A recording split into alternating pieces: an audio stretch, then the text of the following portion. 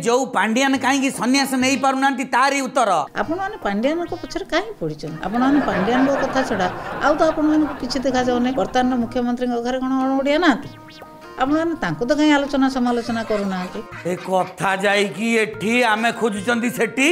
आलो एते कथा सुनिला परे पांडियान केमिति ए राज्य राजनीति सन्यास नहीं पारिबे कहूनाती एते भल पाइबा एते सपोर्ट टाकू किए दबो मैडम आपण सिना एते कथा कहले हेले इयाडे गणेश